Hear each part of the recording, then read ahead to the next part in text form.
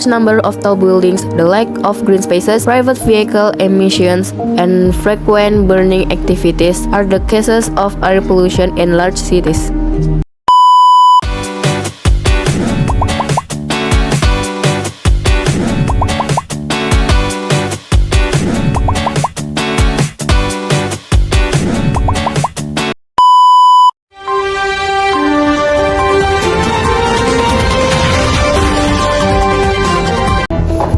Good morning viewers, breaking news is back here to help you in your spare time. I'm Reval Melan Putri, here to share some interesting information. Okay, today's news is about urban air pollution and its impact on public health, especially in Pasir Kaliki.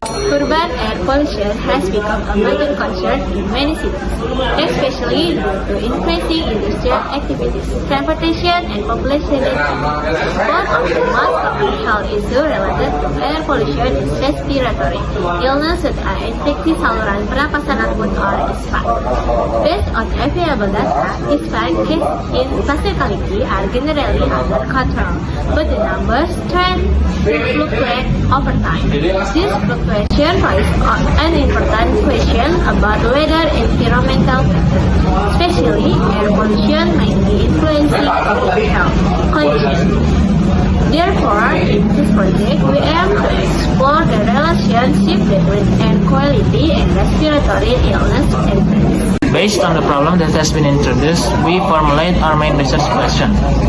Is there a relationship between air pollution, specifically PM 2.5 levels, and the number of respiratory illness cases in Pasir Kaliki? In addition to PM 2.5, we also consider other environmental variables such as temperature and humidity.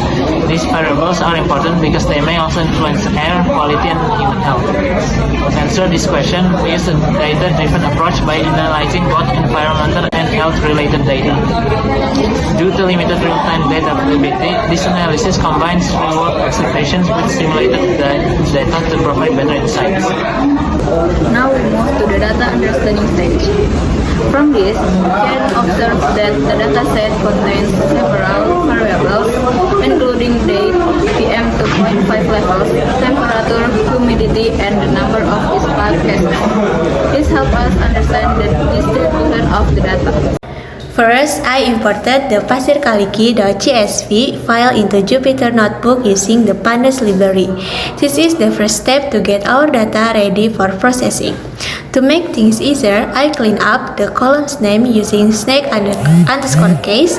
This makes it much simpler and faster to call variables like PM25 or ISPA later on the code.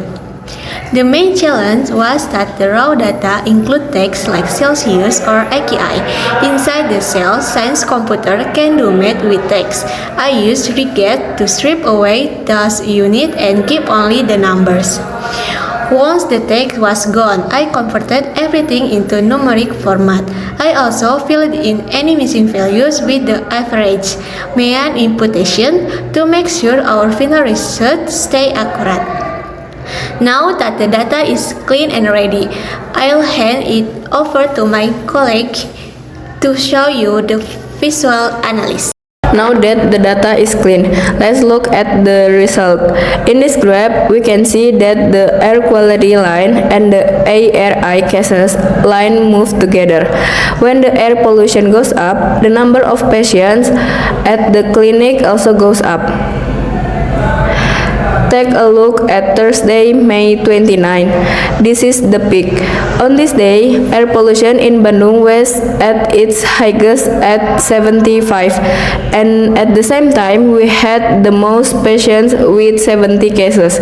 The proof that bad air has a direct impact on our breathing.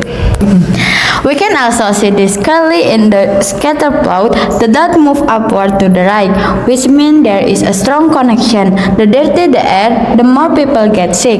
This confirms our hypothesis that air quality is a major factor in the Pasir Kaliki area. In short, this data is very important for the preventing future illness.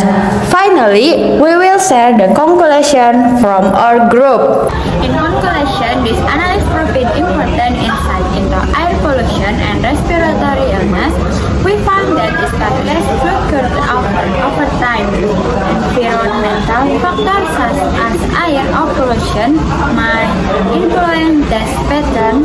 Monitoring air quality is important to prevent future health risks. This project demonstrates how data science can be used to solve real-world problems. That's the information we can convey. Until next time, goodbye!